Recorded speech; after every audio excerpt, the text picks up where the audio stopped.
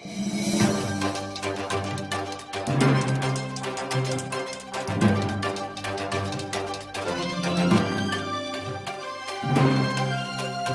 में मोइनुद्दीन साहब, चांद पाशा साहब। इस वजह से आज प्रेस कॉन्फ्रेंस बुलाई गई है कि 2022 का जो हज हुआ उसके बारे में डिटेल्स परसों 12 तारीख को हफ्ते के दिन दिल्ली में जो है हमारे सेंट्रल के मिनिस्टर श्रीमती स्मृति ईरानी जी पूरे स्टेट के हज कमेटी के चेयरमैन और ईओ को बुलाए थे। उसमें जो है हमारे कर्नाटक स्टेट से मैं और मेरे ईओ जनाब सरफराज खान साहब उस मीटिंग में हाजिर आए। अल्हम्दुलिल्लाह बहुत अच्छे पैमाने पे वो मीटिंग थी, क्योंकि इससे पहले जनाब मुख्तार अब्बास नकवी साहब जब मंत्री थे उस समय इस हज 2022 का आगाज़ हुआ था और हज के जितने भी लोग गए थे 2022 के मुख्तार अब्बास नकवी साहब के सदारत में गए थे। तो उस समय जो चीज़ें हुए और कोविड की जो महामारी थी, सऊदी हुकूमत का जो टारगेट था और शॉर्ट टाइम में हमें वीज़ा देना, तमाम चीज़ें बहुत ही कठिन थे। उसके बारे में जो है हमें उस मीटिंग में बात करने का मौका मिला। सबसे पहले मैं हमारे मिनिस्टर स्मृति ईरानी जी को बहुत मुबारकबाद देता हूँ कि वो मंत्रालय हमारे माइनॉरिटी वेलफेयर और हज वफ़ का संभाले, और उनको मैं कर्नाटक स्टेट हज कमेटी की तरफ से बहुत मुबारकबाद देता हूँ। उस मीटिंग में ये तय पाया कि जो 2022 में हज को गए हिंदुस्तान से, एक तो टारगेट कब मिला और दूसरा अरेंजमेंट्स का, इस चीज़ों पे बहुत ज़्यादा गौर किया गया। तो हमने हमारे कर्नाटक स्टेट का जो मसले मसाइल थे उसको हम उनके सामने रखे और मैडम जी ने बहुत अच्छा हमें रिस्पांस दिया और उस मीटिंग में भी हमें 2-3 बार बात करने का मौका दिया और हमारी 2-3 बार बात हमारे जनाब EO executive officer Sarfaraz Khan साहब बोले, उनकी बात को भी उन्होंने रिप्लाई में दिया है वहीं पे। एक तो हमने बताया कि सबसे पहले हमारा जो यहाँ से जो फ्लाइट जाने वाले जो एयरपोर्ट पॉइंट्स हैं उसमें एक तो बेंगलुरु था, दूसरा मंगलुरु, हैदराबाद और गोवा। अब के सिर्फ बेंगलुरु से गए थे, तो हमने और 3 जगह बढ़ाने के लिए उनको बताया, जैसा कि मंगलुरु, गोवा और हैदराबाद। उस बात को भी उन्होंने मुतमईन किया है कि आइंदा आने वाले हाजी आपके इन तीनों स्टेट, तीनों जगह से भी जाएंगे।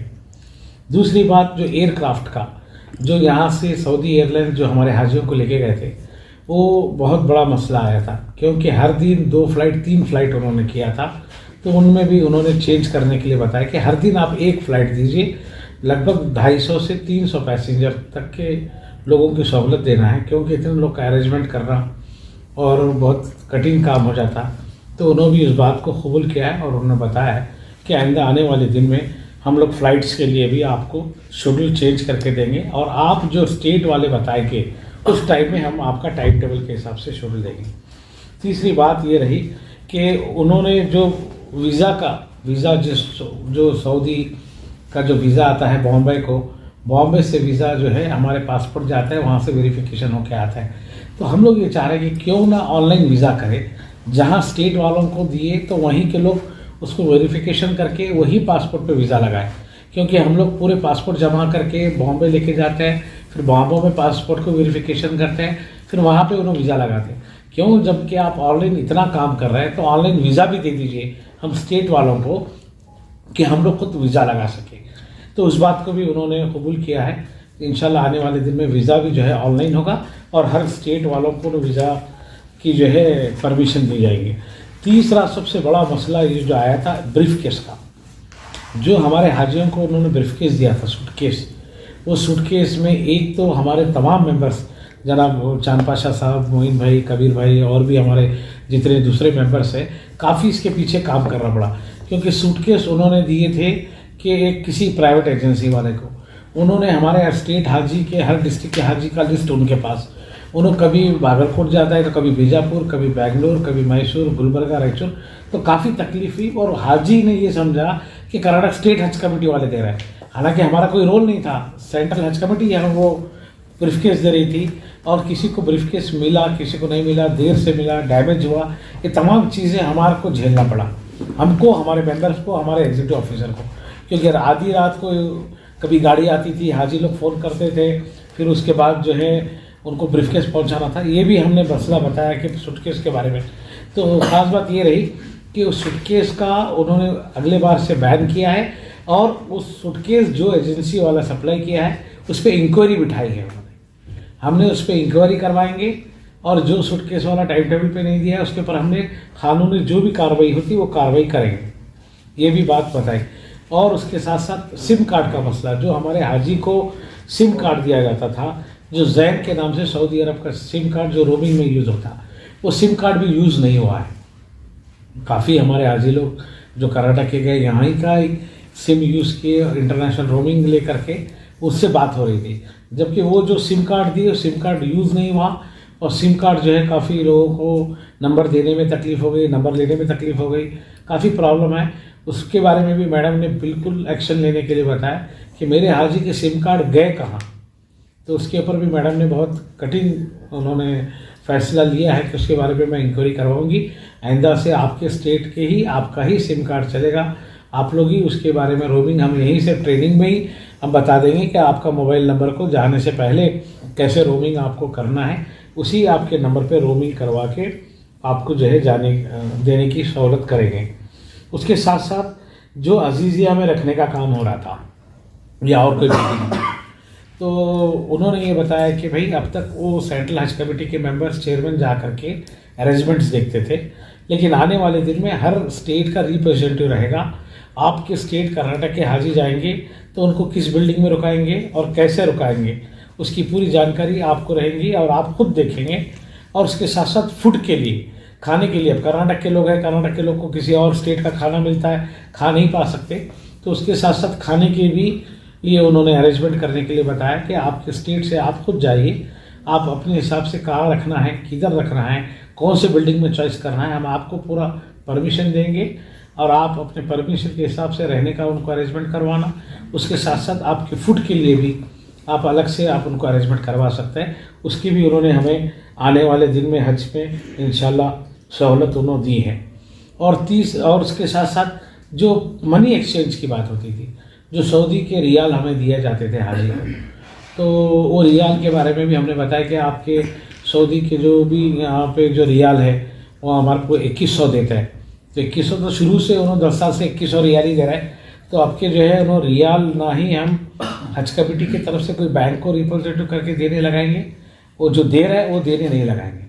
आप खुद हाजी अपने बैंक से, अपने पास से कितना रियाल लेके जाना है लेके जा सकते हैं। तो पहले होता था कि भाई तो सेंट्रल हज कमेटी एक किसी बैंक को अपॉइंट करके, ये बैंक वाले आ रहे हैं उनके पास से आप रियाल लेना है, और हम भी जो है आपके हमारा पैसा लेके हमारे को ही उन्होंने रियाल में देते थे, और उनके पास से क्यों लेना है, आप अपने नेशनल बैंक से किसी बैंक से ले सकते हैं। तो रियाल के बारे में भी काफ़ी प्रॉब्लम हो रहा था। अब के आने वाले दिन में रियाल के लिए भी खुद हाजी अपने बैंक से सऊदी रियाल लेके जा सकता है, जितना उन पैसा लेके जाना है उतना लेके जा सकता है, उसमें भी उन्होंने छूट दी है। और हमने बोला है कि कर्नाटक के अंदर अल्हम्दुलिल्लाह ये जो बेंगलुरु का जो हज भवन है, उस हज भवन के अंदर काफ़ी डेवलपमेंट्स के काम बाकी है। ग्रांट के लिए हमने पूछा है सेंट्रल गवर्नमेंट से, वो भी ग्रांट देने की बात की है, और आने वाले दिन में शायद इंशाल्लाह आने वाले दिन में एक ऑल इंडिया हमारे हज कमेटी के चेयरमैन एग्जीक्यूटिव ऑफिसर्स का बेंगलुरु हज भवन में कुछ कॉन्फ्रेंस होने की कोशिश हो रही है, जिसमें मैडम स्मृति ईरानी जी और हमारे कर्नाटक स्टेट के सीएम आने के चांसेस हैं उस कार्यक्रम पे। और यहाँ पे एक हम लोग पूरे स्टेट का जो हमारा जो हज भवन है, ये हज भवन आप मैडम की ख्वाहिश रही, क्योंकि जब हम मैडम को प्रेजेंटेशन दिए हमारे हज भवन का एक मोमेंट हो, तो देख करके बहुत खुशी हुई। उन्होंने बताया कि नेचुरल ये हज भवन है, मैंने कर्नाटक का इसी तरह हज भवन है, तो क्यों ना एक बार पूरे स्टेट के हज के चेयरमैन को एग्जीक्यूटिव ऑफिसर को बुलाएं और आपके हज भवन का एक उदाहरण दें, क्योंकि हर स्टेट में कर्नाटक के वैसा हज भवन बने। तो इंशाल्लाह आने वाले दिन में कॉन्फ्रेंस या कोई मीटिंग यहाँ पे हमारे हज भवन में होने के चांसेस हैं, जिसमें स्मृति ईरानी जी खुद लीड लेंगे, 2 दिन का रहेगा। तो हज भवन की भी हमारी काफ़ी उन्होंने तारीफ़ की है, बहुत मुबारकबाद दी है।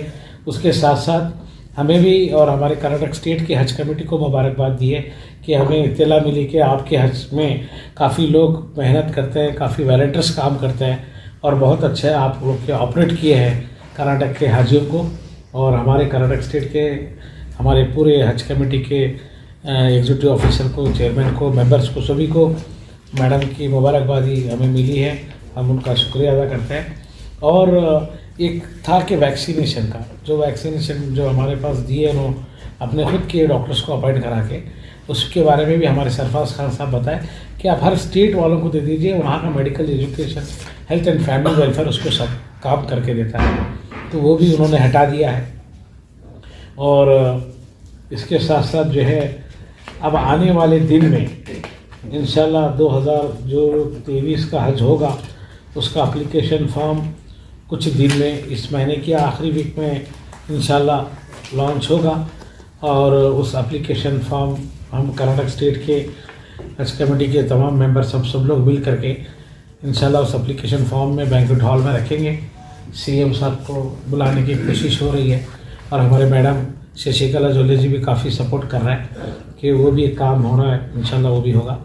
और एक खादिमुल हुज्जाज, पूरे स्टेट के लोगों का ये बहुत बड़ा प्रॉब्लम था कि खादिमुल हुज्जाज का, तो खादिमुल हुज्जाज जो जाते 2 बार गए 3 बार गए वही हज को जा रहे हैं और वही रिपीट कर रहे हैं। स्टेट भी उनको रिकमेंड कर रहा है, सेंट्रल गवर्नमेंट भी एक्सेप्ट कर रही है। और ये चाह रहे हैं कि हर स्टेट वाले गवर्नमेंट सर्वेंट को छोड़ के कोई एनजीओ वालों को भी आप खादिमुल हुज्जाज की ओर भेजाएं। इस बात पे मैडम भी जो है मैं मशवरा करके बोलती हूँ, बोले सेंट्रल मिनिस्टर, क्योंकि जो है गवर्नमेंट सर्वेंट को भेजाते हैं और जो हज करके आए उसी को भेजाते हैं।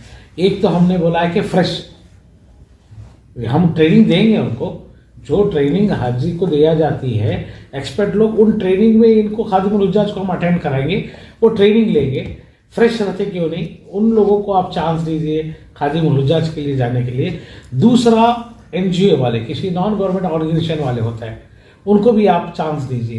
तो ये इसके ऊपर गौर करते बोल के मैडम ने बताया कि गवर्नमेंट सर्वेंट ही जाते थे, अब गवर्नमेंट सर्वेंट छोड़ करके एनजीओ वाले जिसे ट्रेनिंग दी जाएगी वैसे लोगों को भी शायद कोशिश कर रहे हैं कि हम लोग रिकमेंड किए हैं।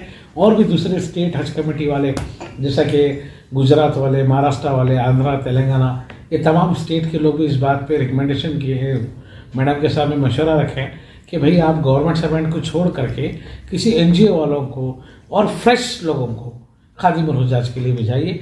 इंशाल्लाह आने वाले दिन में मैडम वो भी मैं डिसीजन लेके करूँगी बोल के बोले हैं। इसके साथ साथ हमारे कर्नाटक स्टेट हज कमेटी में काफ़ी अच्छा जो है डेवलपमेंट्स का काम हो रहा है।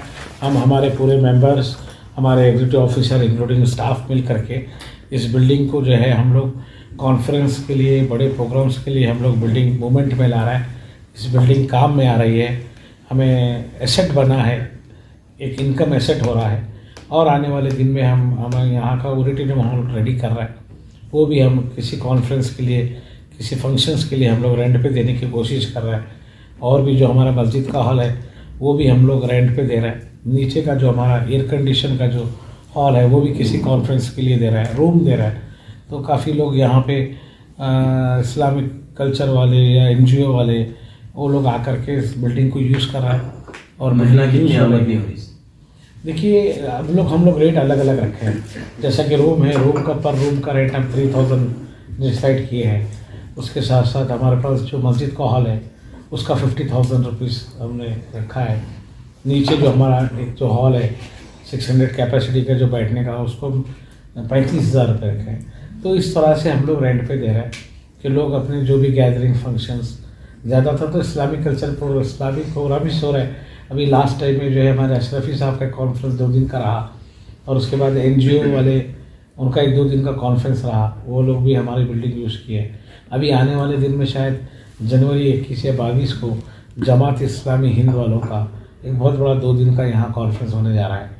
अल्हम्दुलिल्लाह हम उनको भी दिए हैं और भी दूसरे लोग भी हमें पूछ रहे हैं कि भाई हमारे फंक्शंस कॉन्फ्रेंस के लिए, तो अल्हम्दुलिल्लाह और ये हमारा हॉल रेडी हो जाएगा 1 महीने भर के अंदर, वो भी इस्तेमाल में आएगा। और इस साल जो 2023 के जो हज को जाने वाले हैं उनका भी एप्लीकेशन फॉर्म इंशाल्लाह इस मंथ की लास्ट वीक में स्टार्ट होगा और पूरे हम लोग तैयार हैं। और उसके साथ साथ रेट भी कुछ कम होने के चांसेस हैं। जो पहले जो कोविड में जो रेट रहा 4 लाख का, तो उसमें भी मैडम भी बोल रही कि हज के लोगों को रेट कम मिल सके, क्योंकि काफ़ी चीज़ों में रेट कम करने की कोशिश कर रहे हैं वो लोग। और दूसरी बात, वहाँ पे सऊदी अरब में हमारे हाजियों को अच्छी से अच्छी फैसिलिटी मिले, ये मैडम की कोशिश है। और नरेंद्र मोदी जी की भी यही कोशिश है कि हमारे इंडिया के लोगों को दूसरे कंट्री के लोगों को जैसा बेनिफिट, जैसे सहूलतें देते, वैसे उनसे ज़्यादा इंडियन पिलग्रिम्स को सहूलत मिलना चाहिए। मैडम काफ़ी इंटरेस्ट और काफ़ी जोश से उन्होंने काम कर रहा है। और अल्हम्दुलिल्लाह आने वाले दिन में हम लोग भी स्टेट हज कमेटी, हमारे तमाम मेंबर्स सब इस काम में जुड़े हुए रहेंगे। सर मेरा एक सवाल है, महीने के आखिर में जो है एक तो फॉर्म रिलीज होंगे और कुरा वगैरह कब होगा, इसका क्या विषय? पहले एप्लीकेशन फॉर्म होगा, फिर उसके बाद हमारा जो टारगेट है टारगेट दिया जाएगा, टारगेट के बाद फिर खुरा होगा। क्या है सर, इस बार कोटा का कुछ ऐलान हुआ है? हमने बोला है कोटे को बढ़ाने के लिए, तो अभी कोटे का कोई अनाउंसमेंट नहीं हुआ है, जैसे होगा वो इत्तला होता है। जो रियाल जो है 2100 देते थे पहले, तो उसमें क्या कोई चेंजेस ला रहे हैं? नहीं, चेंजेस 10 साल से वही इतने ही दे रहे हैं। नहीं, रियाल देखिए 2100 जो रियाल देते थे वो तो कंटिन्यू रूटीन था। तो अभी क्या है, वो रियाल मुझे जहाँ तक ख्याल है, अभी मैडम जो बोल रहे थे, हम लोग रियाल देने नहीं लगाएंगे, आपको बैंक बता देंगे आप कितने रियाल लेके जाना है लेके जाइए, उसी रियाल के पैसे आपका जो अमाउंट भर रहा है उस पर रिडक्शन कर देंगे। उन्होंने 2-3 अमाउंट रिडक्शन करने की कोशिश कर रहा है। एक तो आपका रियाल का अमाउंट रिडक्शन होगा, दूसरा आपका ब्रीफकेस का जो चार्जेस लगे वो कट हो कम हो जाएगा, कोई टेस्ट वगैरह है वो कट हो जाएगा। उन्होंने खाली बता रहे थे कि हम हाजी को सिर्फ फ्लाइट कटेंगे, वीज़ा और वहाँ का जो अकोमोडेशन है हम 3 ही चार्ज करेंगे, दूसरा हमें कोई पैसा चार्ज करने की ज़रूरत नहीं, क्योंकि हाजी को कम लगेगा। हाजी को कितना पैसा लेके जाना है, पैसा लेके जाने दीजिए। हाजी को जो है कोई 21 रियाल लेके जाता है, कोई 50 रियाल, जितना लेके जाना है, उससे हम कोई इंटरफेयर नहीं हो जाएंगे। वहाँ की ज़रूरत के हिसाब से लेके जाना। हाँ, ज़रूरत के हिसाब से, और छूट है कितने भी रियाल लेके जाने की छूट है, उसको कोई पाबंदी नहीं है। ये एक सिस्टम बना था, उस सिस्टम को उन्होंने हटा रहे हैं क्योंकि हाजी को तकलीफ ना हो। सर मरकज़ी हुकूमत के सामने आपने एक डिमांड रखा है ग्रांट्स के बारे में, क्या इससे पहले ग्रांट्स मिलता था क्या? ग्रांट्स इससे पहले हमें जो हज भवन बनाया था उस पर हमारे को ग्रांट मिला है, मैं समझता हूँ 5 करोड़ के आसपास इस हज भवन ग्रांट मिला है। और हम लोग को एवरी हाजी को मेंटेनेंस के लिए कुछ ग्रांट्स देता है ना, एवरी पर हाजी को सेंट्रल गवर्नमेंट से हमें ग्रांट देता है, जो नॉमिनली ग्रांट। अब जो ग्रांट्स पहुँची यहाँ पे है वो किसके लिए? अब हज हाउस के लिए, जैसा कि हमारा मंगलूर में हज हाउस है, अब अभी गुलबर्गे में इंशाल्लाह अल्हम्दुलिल्लाह कुछ दिन में वहाँ फाउंडेशन डालने वाले हैं, इंक्लूडिंग बेंगलुरु के लिए भी हम लोग पूछे हैं। इस हज भवन में भी काफ़ी और काम बाकी है, अब ग्रांट्स दीजिए बोल के बोला, इंशाल्लाह मैं मीटिंग करके उसके बारे में भी बात करूँ। अब वज़ीर माइनॉरिटी वेलफेयर से जो मिले थे स्मृति ईरानी से, आपके साथ कौन कौन थे? मेरे साथ मेरे एग्जीक्यूटिव ऑफिसर सरफराज खान साहब थे, हम दोनों को इनविटेशन दिया गया था। अच्छा। और सभी स्टेट के 2 लोगों को ही बुलाया गया था, हर स्टेट के हाजी, मेरे सॉरी चेयरमैन। पहली बात हमारे रफुद्दीन कचहरी वाला हमारे चेयरमैन साहब यो सरफराज खान साहब को मैं तहे दिल से, हमारे जितने भी हज कमेटी मेंबर हैं उनको मैं उनकी शुक्रिया अदा करता हूं, हमारे तमाम हज कमेटी मेंबरों से। तो इन दोनों को भी जो है हमें शुक्रिया अदा करते हैं, इसलिए कि इन्होंने जो है पिछले हज कमेटी में जो हमारे सामने जो हुआ है, मैं भी मौजूद था, तो बहुत दिक्कत होना हुई, इतनी दिक्कत हुई, इतनी परेशानी हुई। तो इसलिए तो हमारे यो सरफराज खान साहब जो है इन्होंने बताया कि मैंने नेक्स्ट इंशाल्लाह अगर दिल्ली में मीटिंग हुई तो ये पूरा जो है मैं सब्जेक्ट में रखता हूँ करके हमारे से नंबरों से वादा किए थे। ऐसा पूरी तरह से हमारे चेयरमैन साहब यो सब जो है, और वहाँ के कामयाबी जो है मीटिंग हुई। और सबसे बड़ी बात क्या है, जो यहाँ के जो मांगे जो करना था, जो हमने दिक्कत परेशानी हुई उसका सामना हुआ। तो जनाब सरफराज खान साहब, स्मृति ईरानी जो मिनिस्टर है और चेयरमैन साहब है, उनसे गुफ्तगू बहुत अच्छी तरह हुई। पूरा स्टेट, जितने भी स्टेट है वो तमाम स्टेट के भी लोग वहाँ चेयरमैन आए हुए थे। उसमें ज़्यादा हिस्सा हमारे कर्नाटका स्टेट हज कमेटी के जनाब रफुद्दीन कचहरी वाले और सरफराज खान साहब का जो सब्जेक्ट था, उन्होंने बहुत इम्प्रेस हुए। ये तरीके का जो वहाँ पर मीटिंग हुई, उसके बावजूद जो है जो हमारी एक बहुत बड़ी परेशानी थी जो सूटकेस की वगैरह उसके बारे में। और सबसे बड़ी खुशी की बात जो रियाज का जो मसला है, इनका किकबैक दिया जाता था सेंट्रल हज कमेटी को, तो वो जो है इंशाल्लाह इस बार जो है बिल्कुल वो नील होगा, ज़ीरो होगा। तो 2100 रियाल पिछले कई सालों से लोग दे रहे थे, तो इस बार जो है हाजी जो है हमारे ये साहब, हमारे चेयरमैन साहब की जो मांग रही कि ये जो बिल्कुल हटाएं, क्योंकि हर हाजी जो है ज़्यादा से ज़्यादा रियाल लेके जा सके और वहाँ पर जो है अगर कुछ उनके लिए भी सहूलतें हुए, तो इसके लिए बहुत बड़ी बात हुई। तो रियालों जब देते हैं, जब कई रियाज जो है उनसे गम भी जाते, अगर मिस भी हो जा सकता था, तो इस बार जो है लोग डॉलर्स भी लेके जा सकते हैं, रियाल्स भी लेके जा सकते हैं, दूसरे भी करेंसी भी लेके जा सकते हैं, जैसा उनकी सहूलत। पहली बात वो हो रही है, सबसे बड़ी बात है। तो दूसरी बात जो है, पिछली मरतबा जो है जो फ्लाइट का जो सिस्टम था हमारा, उसके बारे में भी बातचीत किए हुए, तो पूरी जगह से जैसा मंगलोर का पिछले 4 साल के पहले भी जा रहे थे, तो बेंगलोर का हैदराबाद से ये एनवायरनमेंट जो भी है ये खोला जाएगा करके मिनिस्टर ने प्रॉमिस किए हैं, इंशाल्लाह वो भी होएगा। तो कई मुद्दे जो है हमारे इस बार जो है कर्नाटका स्टेट हज कमेटी बहुत सामना करना पड़ा, और कोटे के बारे में भी जो जितना ज़्यादा हो सके उतना हमने मांग की है। हमारे चेयरमैन साहब भी, हमारे ईओ साहब, इंशाल्लाह वो ज़रूर कामयाबी होंगे। तो इस बार मैं समझता हूँ कि इस बार का हज का जो है बेहतरीन अंदाज से जो है हज के जो है हाजी लोग जाएंगे, तो ज़्यादा से ज़्यादा हाजी जाने की हम लोग तमन्ना की है। पिछले बार जो है 3000 हाजी गए थे, इंशाल्लाह इस बार जैसा पहले रूटीन था 5500 6000, इस तरह का हमारी कोशिश रही तो होती है इंशाल्लाह। और एक बार मैं तहे दिल से मैं शुक्रिया अदा करता हूँ जनाब चेयरमैन साहब और जनाब ईओ साहब को, क्योंकि उन्होंने मीटिंग में अटेंड करके बहुत अच्छी तरह से हमारा जो स्टेट का जो रियासत कर्नाटका का सब्जेक्ट इन्होंने रखा, तो उसे कामयाबी अल्लाह फजल से सफ़र रहा वज़ीर से जो मिले, मरकज़ी वज़ीर से, इससे क्या क्या फ़ायदे होती? बिल्कुल, देखिए, अस्सलाम वालेकुम। अल्लाह का लाख लाख शुक्र है कि 22 का हज कंप्लीट होकर अभी 23 के हज को तैयारी कर रहे हैं। हमें कर्नाटका के पूरे सारे मुसलमान भाइयों को, बहनों को, माँओं को मैं एक खुशखबरी देना चाहता हूँ कि आज हज भवन से हमारे चेयरमैन साहब रऊफुद्दीन कचेरी वाले साहब और प्रेस कॉन्फ्रेंस बुलाए थे, और माशाल्लाह आज से आगाज़ हो रहा है, हज को जाने के लिए तैयारियां कर रहे हैं। तो मैं सारे कर्नाटक के मुसलमानों को और सभी को मैं मुबारकबाद देता हूं। क्यों बोले तो अभी शुरू करना चाह रहे हैं हमें, और इस मंथ में हज का फॉर्म आपको ऑनलाइन मिल जाएगा। उसके बाद से रूटीन आपका हर साल जैसा रहेगा वैसा शुरू हो जाएगा। आप सबको मुबारकबाद देता हूं। शुक्रिया।